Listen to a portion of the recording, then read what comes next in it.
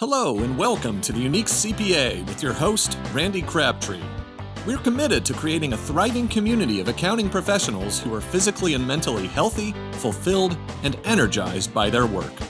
Our ultimate goal is to elevate the reputation of the accounting profession and vastly improve the lives of those in it.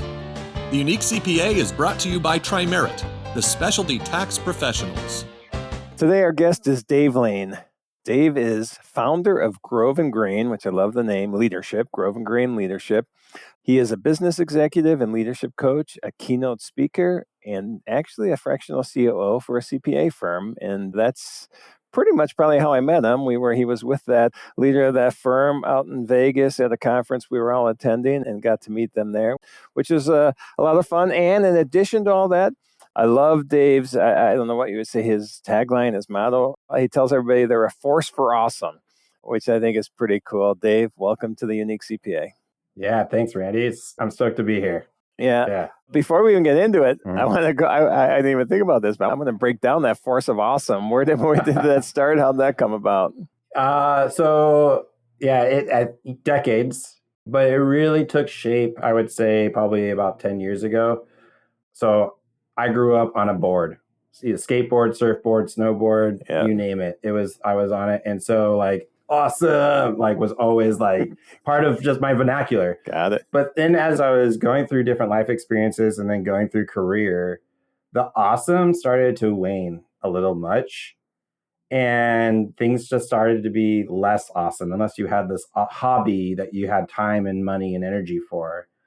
But then I have this belief that every single human being is unique and has gifts, and we can learn from every single person. And that's awesome in itself. And so when you're able to actually untap that, that is the force of awesome. When you are able to actually live in your true self, be your unique awesomeness, that is really cool and really awesome. So that's how it comes to be. And I just want to get people excited about being themselves and living being themselves that's key, because that's where their awesomeness comes through when they're able to be themselves. We can dig into that later, I guess, a little bit. But now I already sidetracked this once, which will happen quite often while we're talking today, probably. But I introduced you and the company, but why don't you dig a little deeper into what you do in Grove and Grain? And I even want to hear where the name came from, but we can save that part for later. Yeah. So what I currently do is I'm a business executive leadership coach, consultant, and fractional COO. And what I do is I help small to mid-market business owners and leaders and their teams get unstuck from some sort of situation. I help them identify what matters most to them in not just their business, but in their lives, and then operationalize and integrate that into the fabric of their company. And then orchestrate that, monitor, measure it, and then I walk alongside them. So I'm kind of this trusted advisor, partner, person for seasons, and then you go and you flourish and live. Well, so that's what I do in a nutshell. That's what you do in a nutshell. And then the name, where did that come from? Because it's really cool. Yeah, so the name is a picture word. And the name comes from an experience that I had with my wife, and I've always been fascinated with trees. So I live in the Pacific Northwest, and there's a lot of trees here. Yes, there are. It came from an image that I received, and I had this image of trees, and the roots are actually underneath the ground, are connected to other roots, and they're connected to other trees. Now, when I look at a team or a business or an organization, how strong that team or organization is basically by the strongest or weakest person. And so the whole team or grove, so the grove is a picture word for a team or an organization, needs to have teamwork, team development, and awareness. So that's the grove. The grain is I need self-awareness and self-development. So the individual grain of a person and the knots and the different colors and the textures, that makes us our unique self. And so it's a picture word of I need each other. Healthy leaders know that they need other people in order to be successful and move towards the vision that they have. Right. And they need self-awareness and self-development. That's where that name comes from. Nice. Well, when we first met, I don't even know the month, whatever the month was. We shouldn't even talk months because we want to make sure when this comes out. I think it'll be out fairly shortly. Sometime last year. It was sometime last year, exactly. Yeah. I was telling you before we started recording, I think I'm a little out of practice right now. I haven't recorded a lot lately, so actually you sat in a session that I did, and I really appreciate that. But after the session, we started talking, and we realized we have a lot of the same passions, a lot of the same ideas. Even I was looking through your LinkedIn post before we started recording, and I'm like, he's right on, spot on. That's exactly everything you were posting. I'm going, yeah, this guy gets it. He knows. Thank you. And so a lot of it comes from, first off, a few different things, but a lot of it comes from, for me, and that session I was doing was, cultivating a people first culture. And I know people are a passion of yours and helping people. And so why don't we get into, what that is? How do you see working with people, and what do you try to do when you're working with people to make sure that they are this force of awesome? Yeah. Well, so thank you for saying that. That I feel honored that you just said that. That's it's hitting me. So how I do that, I'm going to go a little bit back of like how I got to get to do this. Yep. And so the reason, like the why, and we talked a little bit about this before we started recording, is that there's a large divorce rate in the United States, 51%, I believe it is. The Surgeon General, I forget how many years ago, created this white paper that, anxiety, depression, loneliness is on the rise, and it's not stopping, and it's going at greater rates. There's a great book that came out for any parent out there. The Anxious Generation is a great book. Scary as all get out, but it actually is like, you get to look at the mirror and you get to do something about it. Long story short, when I was about a year into my career at Intel, I had a mentor of mine that said, hey, look to someone about 10, 15 years older than you that you can kind of emulate. Take what you like from them, don't take what you don't like from them, and try to emulate. And I was looking around, I was searching and seeking, and I really had a hard time finding anyone. A lot of sickness, a lot of death, a lot of overweightness, a lot of divorce. And it was heavily engineering, as I was an engineer to start out with. And I didn't understand this. So I'm going to rewind a little bit beyond that. I come from a Holocaust surviving family, and I have had this question inside of me of how could people do this to one another? Yep. How? It just seems so far out to me. But if I go and examine, and this is like years and years of therapy and other work, we all have the capability of actually doing that to one another. That's crazy. I mean, I guess I can probably see it, but man, just to think that can potentially be in everybody is weird.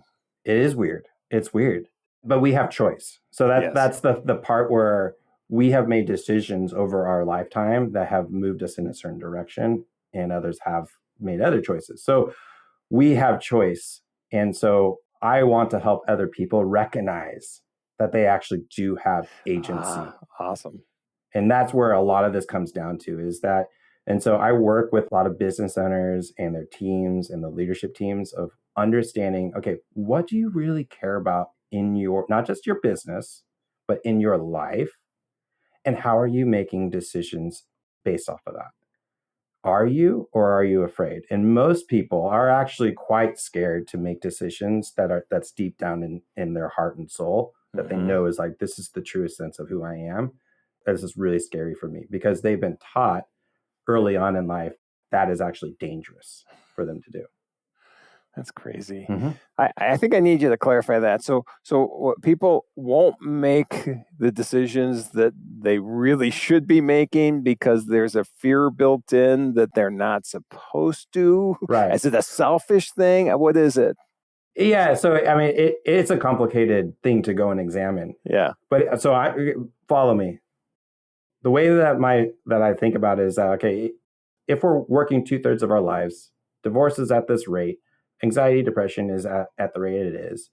If you go look at Gallup, McKinsey, Gartner, all the studies show that engagement is not good. Yes. That people are relatively unhappy. And I know that this is heavy in the accounting industry. And I know that's one of the reasons like your heart and what you're doing, you're so passionate about. But like, if you go through that, we are making decisions to be successful and Right. to move forward in something that was prescribed for us, not something that's like deep down inside of us. And it is really personal. Yeah. Yep. And we are afraid of that integration. So the integration, when we say that, like Mhm. they can I talk about this all the time. You have outside of work passions.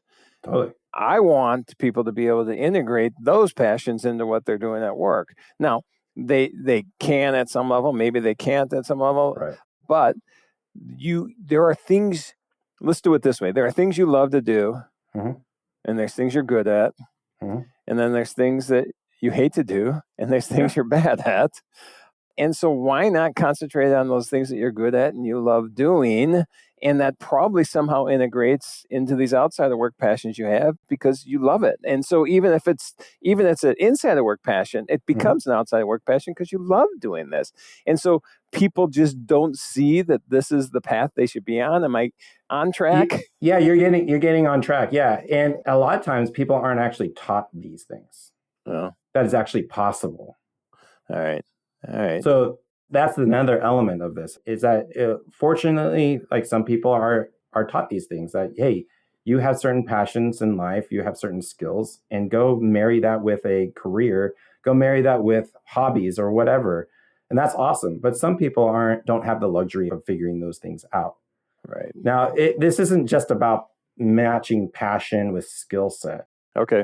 This is also understanding, like, at the truest sense of who I am, I'm living that out and expressing that through my work, through my hobbies, through my relationships, in all aspects of life. And so when I work with clients on this, I show them a model. This is my coaching model. It's that leadership starts with self-leadership. So we're first going to examine yourself. Then do you have a family? And then do you have a team? And then do you have an organization? And then do you have a community? And so it works outward. It's inward to outward work. And that's how this has to start. Because you could start at the third rung on that. Yeah. It's only going to go so far. Right. And it's not going to be sustainable. Right. And then, so if they do this, if they start with themselves, and I love that, that eventually leads them into a leadership. They're already in a leadership role, let's say, and now they've using this skill that they just learned that, hey, I need to work on myself first, and then, expand out that circle, or however you look at it, the next step along the way. How does that? I'm excited and I can't get the words out. How do they pass that on to the people they work with to help them do that same thing? Dude, love your question. Yep. Yeah, because it's only so good if, like, it can only go so far if it's just you. Right. You gotta, like, we're meant to be in relationship with other people. Yep. That's how we are created. Yep. And so this actually comes into a lot of the work that I do with clients, and that a lot of the work that leaders, I actually try my best to, like, I don't know if it's preach or whatever, but it's like, hey, people are following you. And you need to think about the relationships that you have and manage that intentionally. And so this is not just about leadership development, it's relational development as well. And so you actually have to be intentional about how you do that. It's like, okay, my cup's getting filled up. Great. Now, how do I go fill up other people's cups? How do I make sure that this team is as well functioning as possible, and that we know each other and we understand when Sally or Joe are having an off day, we know what that means and we know how to actually support that and step in. And then when we seek out a vision or a goal for ourselves, we know how to coalesce and debate and have conflict and then move in a direction that is most beneficial for the greater good. Yep. And I love what you just said there, because we actually just talked about that this past week in our company annual State of the Union address, where, we had something out there that kind of shows that we want to be this cohesive unit and, all work together and avoid, and it didn't really say avoid conflict, but it kind of looked like that's what we were trying to say. And so we clarified that right away. No, we understand. We want a diverse group of people working here because, one, we all learn from each other. You all have great ideas. If everybody was a clone of me, we would go nowhere. Yep. And so having this diversity like you think of DEI, diversity, and but in addition to that, diversity of mindset, diversity of faith, diversity of ideas, diversity of skills, diversity of passions, of whatever. And when you put that together, everybody's going to have a different idea. Is that conflict? No, I think we don't want conflict to the level that people are screaming at each other, but conflict because there's a difference of ideas, and somewhere in there is the perfect, or at least as close as you can get to what we need to be doing. Yeah. So do you teach that when you're with groups? I mean, this conflict discussion you have, I want to hear more about this. Yeah. Oh, yeah. I mean, because we deal with conflict every single day, like 1,000 times a day. Yep. And conflict really is just your needs or expectations not being met. Okay. And conflict arises, and it can be at different levels. And this is where I actually teach majority of my clients this one tool called Listen, Reflect, and Ask. And that's something that I learned from my colleagues back when I worked at Intel, my coaching colleagues. And it's a fundamental coaching model. And so when you're in this conflict, like, how are you actually listening? Like, most of the time we are actually listening to respond, find the whole, right. Give our wisdom out there, because how do I make them think the way I'm thinking rather than listening? Yep. Yeah. And so when you're in conflict, like, and this is where I teach them not only to use this for other people, but use it for yourself. So are you listening to the voice inside your head? Are you listening to what you're feeling? And how do you reflect that back, not only to yourself, but to other people? And then how do you ask an open-ended question that furthers the conversation? All right. Yeah. And that's, say it again. Listen, wait, the three things. It's listen, reflect, and ask. And it's a circular thing. And so this is a fundamental coaching model. So all coaches will use this type of model. Listen, reflect, and only ask. you. In my mind, it's only you. Yeah, I hope it's not just me. If it's just me, then oh boy, that's a problem. No, it's not. It's not just me. Okay. Yeah. All right. Yeah. But in conflict, so there are certain steps. There's always the nonviolent communication where it's saying, I feel that when this happens, like, in trying to put yourself on a balcony, third person language. And so you go to a third person. It seems like this situation is happening, and here's what I observe, and blah, blah, blah. What do you observe? And then you put it on the second person. Like, what do you think? Right. And then you go into, here's what I need. So there's a method called 3-2-1 for conflict resolution, where it's third person perspective, second person, and then your first person voice in that. Yeah, I think I'm okay at this. I think I wasn't in the past. And, we started a new service line about 4 years ago. And we were, it was a little bit of like, hey, we got to build this up. We got to figure out how this work. And I kept saying, like, no, I'm right on this. And then I sat back and, so it wasn't, I guess I reflected, but I didn't reflect immediately. And then after a few weeks, I'm like, they're right. They're sending us down the right path by what they're saying. And it took me forever, 2 weeks to realize that. But I was, I guess, proud of myself that I did. Like, okay, I don't have to be the one with the answers. We have so many smart people here, and they have better ideas than me. And that was a huge kind of a light bulb for me. That's awesome. Yeah. That's awesome that you experienced that. So like, you showed vulnerability to your team. It took you a couple of weeks, and that's great. A lot of times people don't do that at all. Yeah. And so what I believe is that, like, could you create a culture where that 2 weeks turns into seconds or minutes? Right. And so that, I think we're pretty good at that.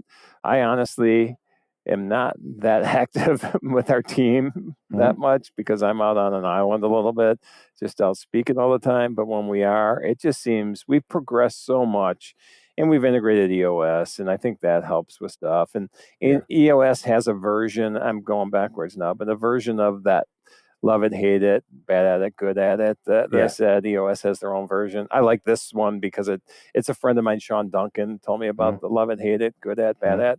And so one thing, and I guess I'm going backwards here, but one thing that I'm saying that we need to do internally, and I do presentations now, and I urge people to do this and this is kind of the vulnerability you just talked about, is take this self-assessment, very simple, list all your tasks, go through it, find the love it, good at it, find the hate it, bad at it. And then, obviously one of them is where you want to spend your time. The other one, you delegate, eliminate, automate, outsource, whatever it is. Yep. And so now what I'm saying to us internally and to people when I'm talking is, when you do that, do it for yourself first, but then share the results with people, because people are going to be afraid to take this self-assessment because they're not going to want to say I'm bad at something. And they're not going to want to say I don't like something. Yeah. But when you do that and you find the things that, kind of like you're saying, finding your true self, when you find your true self and your true passions, there's going to be people that fall in this, bad at it and hate at it that you don't like, that it's in their love it and good at it. Right. And so when you do this, now you just find people's happy spot with what they want to do at work. Sorry, I'm going on a tangent now. No, you're spot on. And I think it's a little bit of a tangent, but I think it's related to all of this. Where my mind goes with this is, so we were talking about vulnerability. Yes, vulnerability is the whole point. If I can get the red thread through it, it's vulnerability. Yes. Yep. Now, I'm going to share a story. So I was part of a large leadership development program. We ran over 300 people through it, and the impacts were in the tens of thousands across the globe at a large global Fortune 100 company. What we started doing was that each leader that was part of this program, in our cohorts, there were cohorts of 10 to 12, but they each received one-on-one coaching.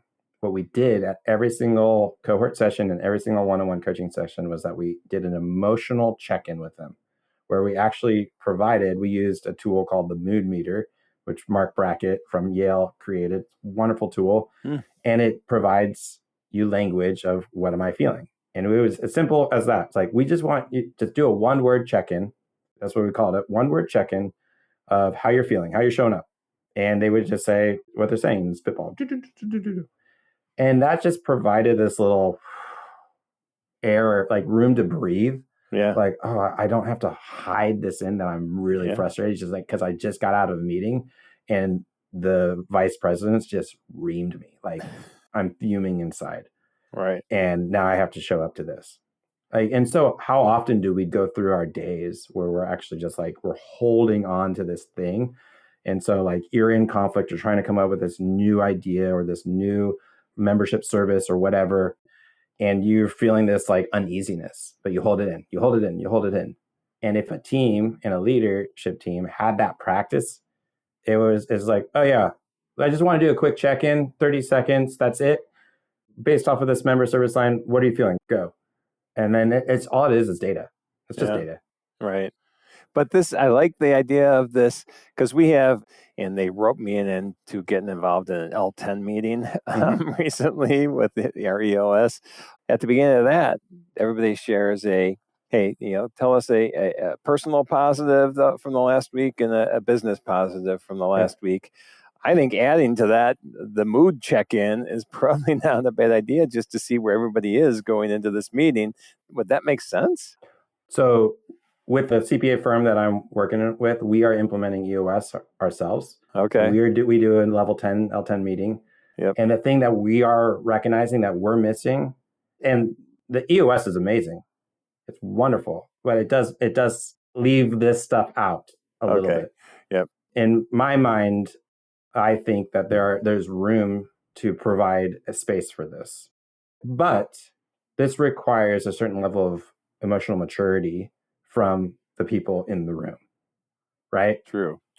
And so that's the thing that I think it could be a little bit dangerous. And so that's where having a coach or a consultant that's walking alongside with you that can hold that space, right, provides that value of like, hey, you're like, we said 30 seconds, we said one word check-in, you gave us 10.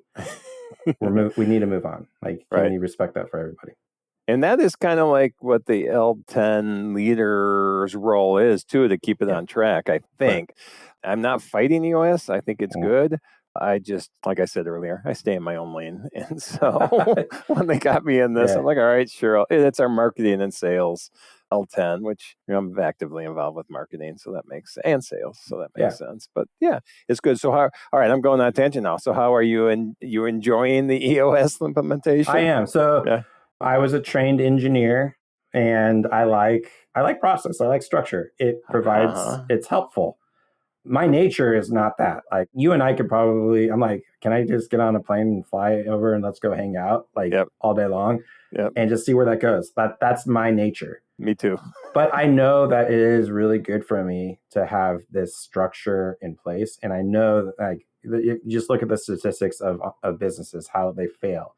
It's mainly because of poor structure and process. Yep. And so we are a very small company, collective CPA and advisors, very small, 7 people total. But there's a plan for large growth.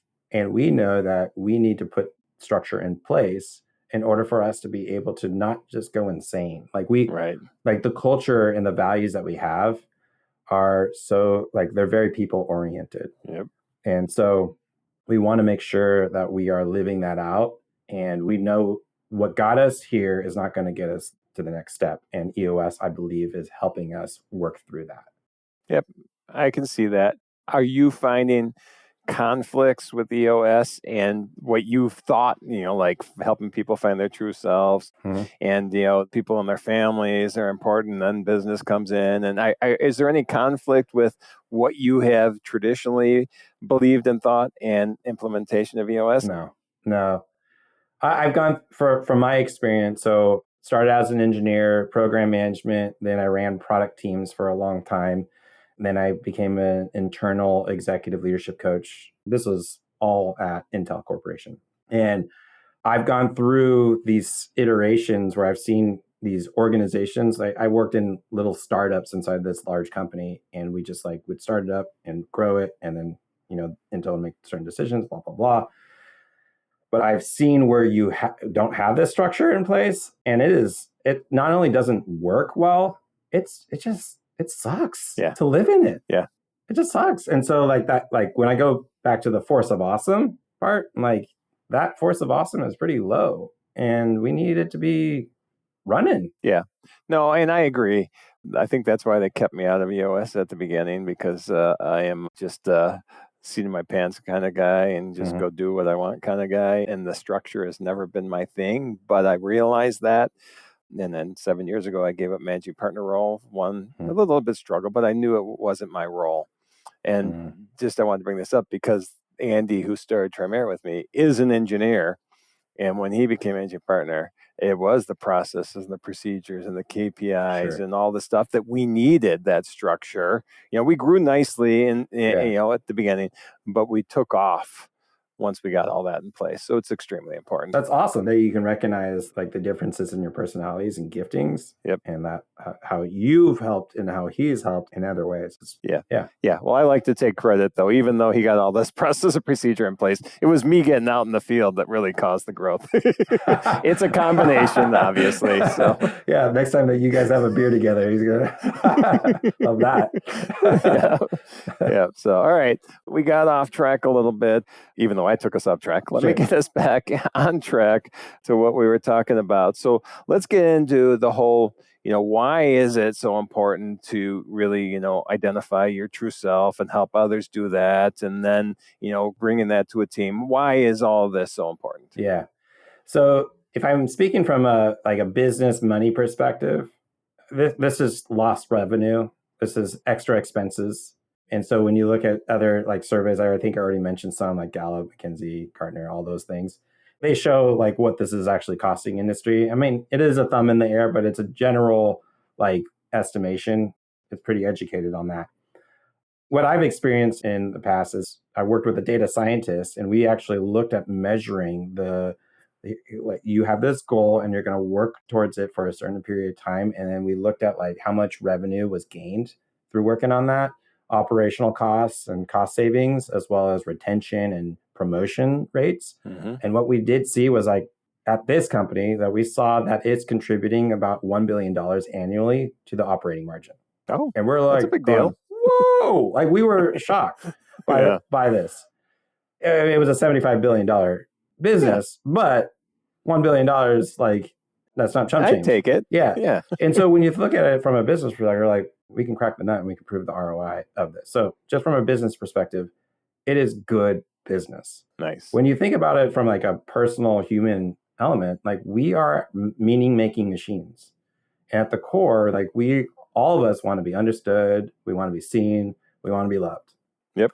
If I am not living in my true self, then I can't love me and you can't either. Yep. And if you can't do that, then vice versa. Right. And I can't see you. I can't understand you. I can't love you. And I'm going to make up stories in my mind because we're meaning making machines. That's not actually true. Right. And so we're going to move in this direction that's just kind of mumbled and jumbled. And wouldn't it look better, or wouldn't life be more adventurous and fun and joyful and delightful if we actually figured that out and help one another do that too? Yep. I think I may have read this when I was doing that presentation you were at, but we have a culture code, and one of the things is that, allowing people to be their true selves at work. And to me, that's so important, because if you hide who you are, or you can't be yourself, like you said, you can't build a relationship, because I don't even know who I'm talking to, because, and so being your true self at work, I think, is so important. Yeah. And this is very personal. And most of the time when you find this is that you hide yourself. Like I've hidden myself in certain situations because there's a root fear. We all have a root fear that's associated with some sort of experience that we had early on in childhood. And so my root fear is I am most afraid of being rejected and cast out. Oh, I'm pretty sure I know where that comes from. Is that it comes from me coming from a Holocaust surviving family, as well as when I was about 2 years old, I was hospitalized for asthma, and I was set in the hospital room by myself. Oh, wow. And I remember being alone. And I remember nurses coming in, and I was like so excited that someone was in the room, and I would like act out just to get attention, and I'd get yelled at, and so rejected, and then I'm alone again. And I'm the youngest of 3 children, and so the fear is that. But you have to ask yourself, well, what, like, that experience happened, but it's only like partially true. So what was really true about it? The truth was that I wasn't cast out. I was sick, and they were trying to do the best that they could. And my mom and dad were taking care of my older siblings. Right. And so I was not fully alone. When you go through that, and then you ask yourself, well, okay, through my life experiences, every single human being has had that experience where like, whoa, things just light up. Like I feel so much joy, like excitement, energy towards this thing. And it's usually, for me, it's like around being courageous. And so it's really around like saying the thing or asking the question that pierces through whatever the matter is. Right. And so that's really when you go back to this, like when you understand those things, like we carry those things. Every single human being does carry those things. But how is it actually impacting you right now, today? Yeah, we got to do some psychoanalysis on me and see why I am who I am, I guess. What was this childhood thing? I may be lying, but I honestly feel like I love everything I do, and I love everybody I do it with. So I think I'm in a spot where I think you want to try to get everybody to. I truly believe I'm in that spot. Yeah, so it seems that way. It seems that way. Yeah. And so I love it. So, okay. So your goal is to get everybody, or I say is to, probably not your goal, but I say I live at the intersection of my passion and my skills. And that's a beautiful place to be, because it's just, as the word you said earlier, there's joy. People energize me. Totally. Being out, talking to people. So yeah, it's fun. All right. I already went on another tangent of your telling us why this is important. You're good at tangents, Randy. I was talking to a speaker coach. Speaking of this, I've never dealt with a speaker coach before. And I'm like, okay, maybe I should understand. And he was actually in that session you were in, because I often say I go on tangents. And he said, stop saying you go on tangents, because what you're saying is relevant to what you're talking about. That's sorry to cut you off. No, you're good. I agree. Yeah. Just let it flow. So you say like you're in this place where you love, but like you say like that you have these, sorry. I mean, you're apologizing for these tangents. And so like, that gets me really curious of like, well, what's that about?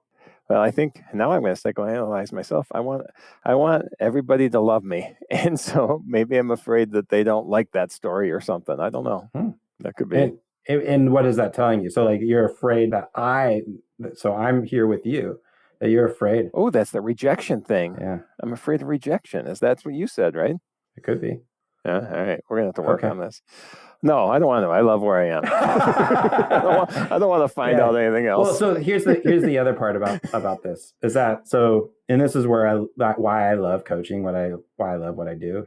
This is just information for us to move forward on with, like you don't stay in there and just like sit in it. You're going to look at it and you go, how does this inform me about myself and my situation? And what do I need to do to move forward? Like, what's the next best step? Got it. All right. So I think we're about time to wrap up, but because of all these non-tangents I went on, they were not tangents. They were relevant parts to the discussion. I understand that now. We went in different directions. So I want to just kind of summarize the whole, hey, you're going to get in, you're going to work with people to find their true selves. That's going to lead them to doing with others. That's going to lead to team building. That's going to lead to business development and growth and success. And so you summarize that whole path that I know that's a lot in one summarization that you're looking to do when you work with totally firms, companies. Yeah, there is a methodology to this. Like, believe it or not, like there is an actual structure to all this. And so when I first meet with somebody, whether it's an individual or a team, it's a coaching call. It's a complimentary 1 hour complimentary coaching call where you're going to experience coaching, and I'm going to try to uncover what the challenges that you're facing, what your goals are, and like, who are you, and if there's a good fit. And that's individual or a team. And now there might be follow-up conversations. And usually when there's a team or an organization, there's always follow-up conversations because there's more people involved and yada, yada. But you walk through, like, what is the challenge? And more times than not, the challenge that's presented is not the real challenge. It's usually a layer or two below that. Yep. And so you work through that, but then through the whole process, there's always, and I do this dependent on the person or the team or the organization. What are your values? What's your culture? What are your goals? Like, what do you hope for? And so we start there. And depending on how vulnerable people are, that tells you a lot. And so depending on that, then we'll go through certain assessments. So I use a few different types of assessments. But then I also have some great programming. One's called 5 Voices for Teams. Another one's called 5 Voices Leader Academy. And we go through this 6 to 10 month programming as a team where you will not only understand each other's voice, what's it like being on the other side of you, but you'll work through conflict situations and you'll work through aligning how you are operating and moving in a direction and really understanding each other, like at a human to human level that enables you to do more of that performance, like the EOS that we're talking about. Like it just, it's like rocket fuel for all that. So that's at team level. The one-on-one coaching level, understanding each other. Then you work through, like, here's your goal. And we work typically in a 6-month duration of first, like, inner work, outer work of, like, who are you? What are your strengths? What are your weaknesses? And then we go through 360 feedback from other people, because this is just your perspective telling me. Let's hear it from other people of what it's like. And then we work and develop a plan to build on that you can execute and monitor and measure throughout the whole coaching engagement. It is really, really, really, really, really fun and sweet. And I love getting to be a part of that with people. Nice. Is there ever tears involved? Sometimes, yeah. Depending. Yeah. Okay. I mean, we're talking about... Well, I like tears because there's vulnerability there. Exactly. And so for me, this is just my style. And I like that statement, you are a force of awesome. Yep. And so I try to show that first.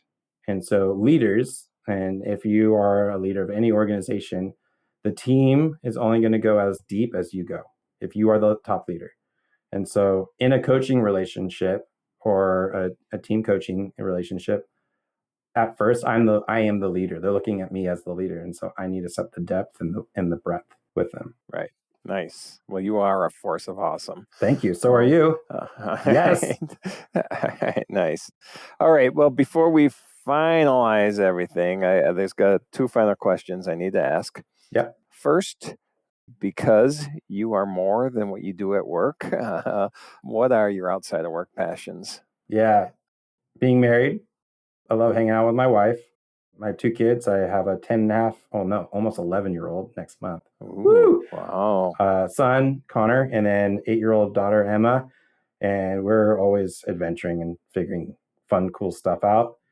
When I'm not doing that, golf is my thing. It used to be snowboarding, but snowboarding hurts a lot more. And golf, I love golf, and I get to be out in nature. It's always in a beautiful spot, and it's always challenging. So yeah, right. Yeah. Okay, so it's good to hear you have more than just work, Oh, which totally. I assumed you did. Oh yeah, yeah. Which I assumed there's a that's list more. There's a guitar there Yeah, too. I I bet. play that. Yeah, I did see. I saw the guitar. That's nice. Yeah. I have 2 guitars, but I can't really play them. I mean, I can strum. I can do a few things, but it's been 50 years since I took my first guitar lesson. Okay. And only did that for about 6 months, and then did it again when I was about 40 for about 6 months. I can do it, but man, I've got no musical ability that I can tell. So Okay. it's still fun. All right, and then last question.